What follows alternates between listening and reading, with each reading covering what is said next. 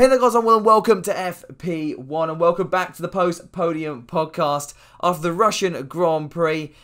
If I'm honest, probably not the most exciting of races in the 2020 season, but we're here anyway. Now if you don't know what this series is, it's basically a chance to talk about the Grand Prix. Now it's been a few days, now the excitement and the hype has died down. I mean the hype after Russia dies down before FP1, but nevertheless, I'm here with another special guest today and another good friend of mine. I'm here with Steph from AllAboutSteF1. All links to her channel and Twitter will be down in the description below this one, so make sure you go and check her out. But yeah, Steph, how are you to begin with, and what did you think of the race?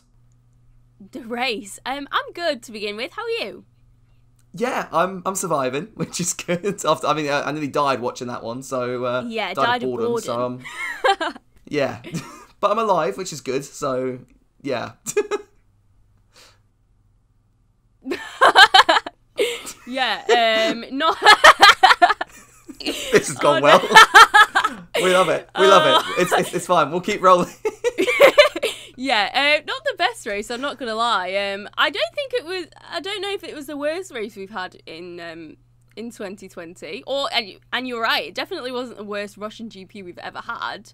But it's not one for the history books, is it? It's not one that's going to go down in history. We're not going to remember this come 2 weeks' time. So, yeah. Yeah, no, I agree. I think it was better than Spain. I mean, we can give it that. Well, I mean, Spain's not quite. It's not. Yeah, enough said about Spain. I think we don't need to talk anymore about that. But I think it was after we had Monza, which was brilliant. Obviously, Gasly winning the race, and then Mugello, which was action-packed and crazy. And then we get to Sochi, and we that hype train was still there, and it just kind of died off, didn't it? But still, there are a few key talking points to discuss. I think firstly, it's the elephant in the room, Lewis Hamilton, those penalties. I mean, I put out in the video yesterday that I wasn't particularly happy with Hamilton's attitude about it. And if you compare it to Danny Rick, that got quite a lot of a stick from the Hamilton fans, if I'm honest. I got quite a lot of stick for that. What's your take on the whole Hamilton situation? I kind of agree on his conduct. I think it would have been nicer for him to act a bit like Daniel Ricciardo and be a bit more gracious, like just drive fast and just accept that the penalties are coming. But I can kind of understand where he's coming from, because he's got so many penalties in the last however many races. Some of them I don't think are entirely necessarily deserved. So, for example, the other week when he entered the closed pit lane, I don't know, it was a little bit harsh to put penalties on that. So I think I can understand where he's coming from, because he has had a massive ton of penalties just dropped on him. But at the same time, you just accept the penalties are coming your way. You accept them and you just kind of move on. And I think that's what Daniel Ricciardo did really well. And he managed to hold on to his 5th position in the race. And so once he accepted it, got his head down, he managed to pull out a great result. Whereas I don't think Hamilton kind of ended up where he wanted to be. So I don't know. I think there's a massive talking point as well with the FIA and how they're dealing with penalties at the minute. So I don't know if you've seen the controversy on Twitter, but there's a lot about them then removing the penalty points that Hamilton put on his licence, even though he still had to serve the penalty in the race. So it's kind of difficult, and you wonder, where's the consistency? You can't just give people penalties and then take them away. So yeah, it's a little bit iffy for me.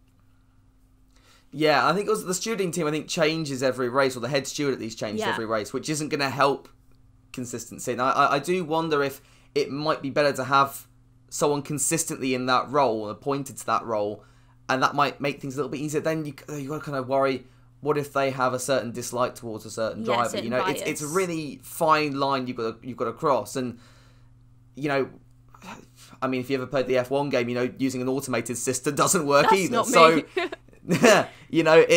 it's such a difficult topic at the moment. Obviously, Lewis, he's a very outspoken figure in the paddock. He's obviously been highly talkative over the whole Black Lives Matter campaign, and that has been quite a controversial thing. How it's been used in Formula 1, and there was the whole T-shirt scandal from Mugello.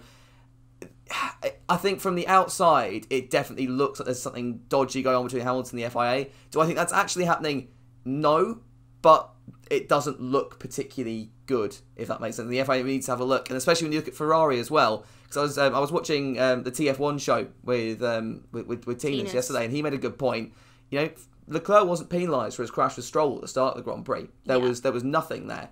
Nor was Leclerc penalised for not having his seatbelts on for 2 laps in Spain. Yeah. And you've kind of got to look at it, and you do kind of think, and I'm not going to put my tinfoil hat on here, but I do look at it and I think that's a little bit sus. If I'm honest, you know, if we were playing Among Us right now, Ferrari would be voted, or the FI would be voted straight out of there. You know, they'd be jettisoned into the airlock because definitely there is something. It just doesn't set the right image for Formula One at the moment, especially when you've got all these ex-Ferrari guys leading the top of the sport. Yeah. Now, I'm not saying there's anything there, but I'm just saying it does not look great when you've got, you know, Hamilton, Mercedes getting all these penalties, and you've got the engine regs being put in to try and limit Mercedes anyway. Obviously, they stuck a massive middle finger up to that one, but you know, Lewis was talking about this, and it does make sense to a degree. And you think, yeah, it's where can you go from here? And I think that there's nothing they can do this season, but for next season, they just need to set it in stone a lot more. Make sure that those rules are really, really clear. Yeah. And yeah, basically sort themselves out, because this is not what you should expect from the top tier of motorsport. But anyway, we'll move on, and I think it's probably best we go back to lap 1 now, because lap 1 I think is the only real point of excitement in the race. Shall we start with Carlos Sainz? What was he doing? What was Sainz doing today? I'm really disappointed in Carlos Sainz. I'm so disappointed in what he did. I think that was a silly mistake to have made. He was too eager, and I think it cost him. At the end of the day, he DNF'd in Mugello, and he's just now cost himself another haul of points. And Lando didn't pick up any points either, but this was a massive weekend for McLaren because they were 3rd in the Constructors. And even though I think they still are 3rd, but now they've got Racing Point and Renault knocking on the door behind them, because the McLarens didn't pick up any points, and the Renaults had a really good weekend. Sergio Perez for the Racing Point also had a really good weekend. So Carlos Sainz has I think he could have had a good race. And I think he ruined it for himself by being too eager. Even though I think the escape chicane thing is not great and needs to be widened. It's very, very tight, but I do think it was his own mistake and he ruined his own race in this case. Yeah, no, and you mentioned Renault. 3 out of the last 4 Grand Prix, this is just off memory, but I think a Renault is at least at one point ran in the top 3 in merit. You know, Ricciardo was challenging Verstappen into turn 1 in Spa. Then obviously, was it Mugello? He was up there at one point. Yeah, it's crazy, you know, and it's a tricky one for McLaren because they've got to get these points now. It's such a crucial year where Ferrari are so slow. This is where they can really benefit, you know. Definitely. And yeah, it's just a tough one for them. I'm trying to think, you know. I think it was right at the start of the year I made a predictions video and someone said there'd be tense moments between Sainz and Norris, and yeah, there were today. You know, it was what I don't know. You've seen the radio message from Norris, I but did. he was not happy. I didn't expect that from Lando either. So yeah, I don't really know what to take from that one. How do you think that relationship's gonna kind of develop throughout the rest of the season? Do you know what? I'm not worried about it necessarily for the rest of the season. And I'm glad that Carlos is leaving the team, because I think Lando and Carlos have such a great relationship, and it's really nice to see off track, and I don't want to see that relationship ruined, so I'm kind of glad that Carlos is leaving so that they can maintain that friendship while they're not fighting so closely. I'm not sure how it can progress. I mean, how many races have we got now? 7 left, so there's still lots of opportunities for them to get racy on track. I do think that Norris is kind of valid in his frustrations this weekend, because I think Carlos was so desperate to prove himself after last weekend that he ruined his race, and then Norris trying to avoid him, his race was indirectly ruined as well. So it's a difficult one, and I think tensions are going to be high after this weekend, but I think what's really great about Lando and Carlos is that they will be able to look at what went wrong this weekend, talk it through. I think they have a great relationship, and there's a great relationship with the rest of the McLaren family. So I think that they will take this as a learning curve, and I don't think it will necessarily happen again. And they'll try. I don't know. I hope and think that they will be able to work past it. And I don't know. In the future, I'm hoping that they're not going to be annoyed at each other. But inevitably it's going to happen on track. Yeah, for sure. I think Carlos, he's getting frustrated now. You know, from the start of the season, he signed his contract with Ferrari, and now Ferrari are trash. You know, it's not. Well, I mean, that's. Let's not. I could have used a stronger word. I could have used a stronger word, but I'm not, because I can't be asked to bleep it out and edit it. But yeah, you've got to feel for him. But I did feel, like I said in the video yesterday, it's like he's forgotten his Specsavers appointment between Mugello and Russia. He just they're talking about the track being changed. Now, we've had Russia on the calendar now for since 2014. That's 6-7 Grand Prix we've had now. 7, yeah. And I can't think of an instant in Formula 1 or an instant in Formula 2 where a driver has hit that inside wall. I've not seen it happen before. Yeah. Ever. You know? Maybe that might have been an instant in Formula 2 last year, but I can't remember whether the contact was there, whether it was afterwards in turn 3. But I don't know whether they need to change the corner. It's a tricky one, because it is, let's be honest, the only overtaking point on that circuit. Maybe after the second DRS straight, but you need a little bit of luck there. I'm worried if they change it, they could manage to make Sochi, and you know, I didn't think I'd ever say this, but they might manage to make it even worse. Literally. Yeah. What's your? Should we change the track there, or just leave it as it is? I'm not a track expert, so I don't know if I can comment necessarily on this, but what I will say is I don't like the way that turn 2 is worked. I don't like the whole sausage curb. If you have one wheel off the sausage curb on the other side, you have to go around the whole barrier. And I don't like sausage curbs, so I want them to go. I need them to go bye-bye, because I don't like the sausage curbs there. I don't necessarily think it's too big of an issue. I think that the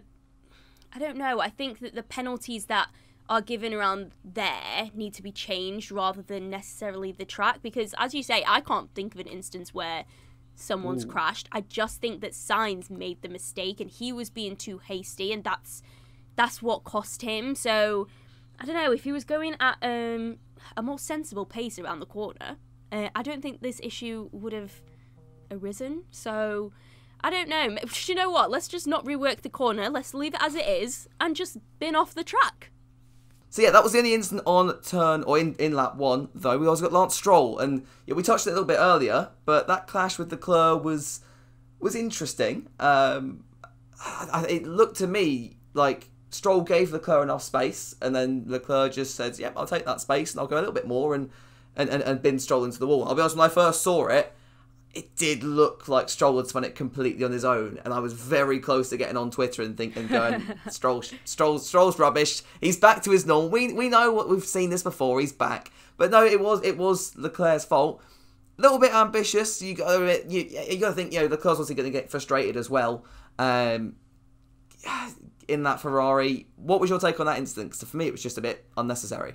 Yeah, well, to touch back on what you were saying before with the FIA penalty for Hamilton, I watched an onboard of Hamilton and Albon from Austria, and I watched it side by side with the Leclerc-Stroll incident from this weekend, and literally the exact same thing happened. So I didn't think necessarily that Hamilton deserved a penalty in that instance. I do think that Albon was a little bit ambitious, and I think it was more of a racing incident.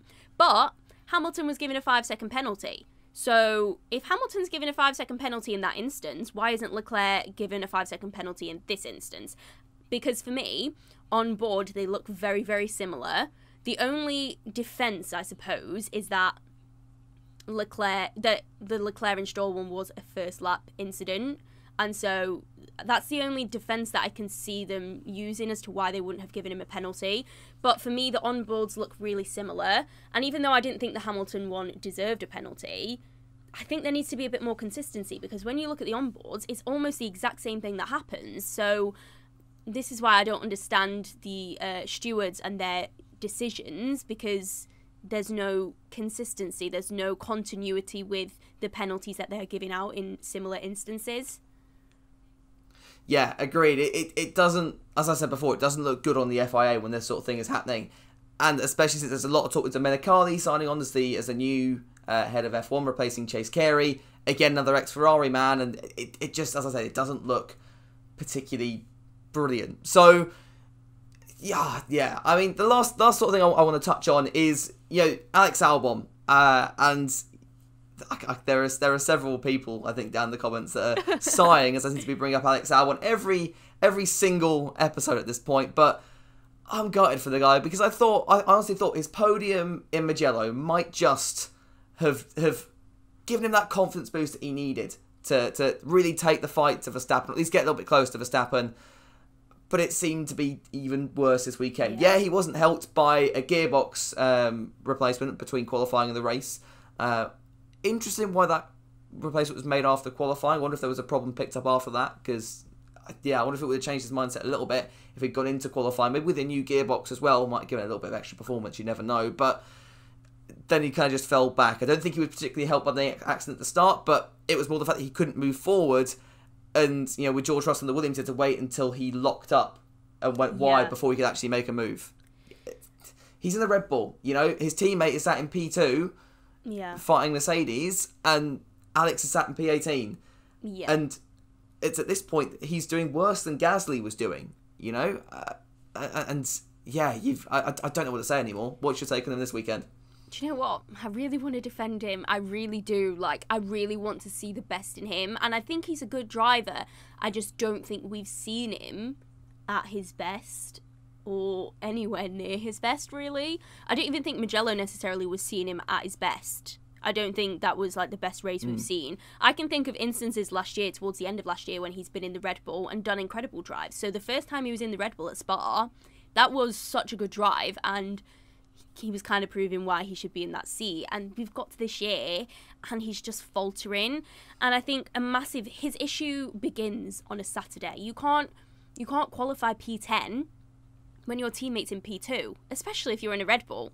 And yeah, it could have been that there was an issue with the gearbox or something, but I just think he needs to get better on a Saturday, because last week, or a couple of weeks ago, Mugello, when he managed to do a better job in quali and start P4, I think he was in Mugello, he had a good race. So he set himself up well for the race, whereas at the minute, he's just having to make his way through the pack and fight with people he shouldn't need to be fighting with, wasting his tyres and overheating his car by following all of these other cars.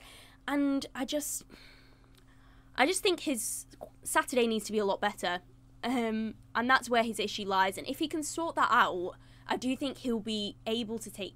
Well, I don't think he's going to take the fight to Verstappen, but I do think he'll be able to do a much better job and at least be there or thereabouts with the rest of them. I think he finished 1.5 minutes off of the pace, off of Verstappen. That's far back. That's really far. And P10, it's just not good enough. Yeah, no, agreed. It's he's such a nice guy. Yeah. I think with Pierre, he wasn't as active on, say, social media as say Alex was when he was streaming over lockdown with Charles and George and Lando as well. And everyone kind of built up this love for Alex. I think if that hadn't happened, there'd be a lot more haters out for him right now. He's got quite a large fan base. I kind of feel that's the only thing keeping him at Red Bull now, and the fact that Red Bull must thinking, we can't do this again. We can't boot out another driver. I don't know. Like I said, literally on Saturday, I was saying that Albon will get his seat at Red Bull next year, and now I just don't know anymore. Yeah. I really don't know. So that's kind of the last question I'll ask you about this weekend: is do you think Alex is going to keep his seat for 2021? Oh, this is a difficult one, because if you see my stick or twist, I said no, but. I want to say I don't see who else Red Bull are going to bring in, because Sergio Perez had a brilliant weekend. We haven't even talked about Sergio Perez, but he went from P4 in quali to P4 in the race, and he just had a really quiet, little nice race, and he did a great job. So he's definitely a candidate that Red Bull could be looking at. But I think that Red Bull should keep Albon, because who else are they going to bring in? The whole thing about Red Bull is about nurturing talent from within their program, and they don't have anyone else that they can put in that seat. I don't think they're going to bring back Gasly. I don't think they're going to go back on their word like that. And I don't know. I don't know if Albon's done enough to justify keeping his seat. And I don't know if he's done enough to say to the Red Bull family, this is why I deserve to be in this seat. So he's got 7 more races to be able to do that. And if he can't do that, then I don't see why Red Bull wouldn't look elsewhere for another driver, but I like to think that we don't know what's going on within that team. I like to think that there's something else going on, and that Christian Horner, Helmut Marko, and Alex know exactly what's going to happen with them, and that something else is going on the inside that we don't know about, causing Alex's problems. But I don't know. I think only time will tell. But for me, Albon's not done enough to keep his seat right now, and I think there are much better drivers that deserve to have a seat in a top team. I sound so mean. Elliot is going to come after me. He really is. He's not going to like this video at all. So let's wrap things up then. We've got Germany's next race back at the Nürburgring, which I cannot wait to see come back to the calendar. First race since 2013, I believe, was the last time we were over there. And I think it fell off the calendar due to financial reasons, but it's so good to have it back for 2020. What I'd like to ask you quickly is a top 3 prediction for the race, and then a bold prediction for the weekend. Pole, it's not an easy one. Pole, I'm going to go with Lewis, because why wouldn't he get pole? He is smashing Bottas in terms of poles at the minute, so Lewis is going to get pole. I think it could be wet.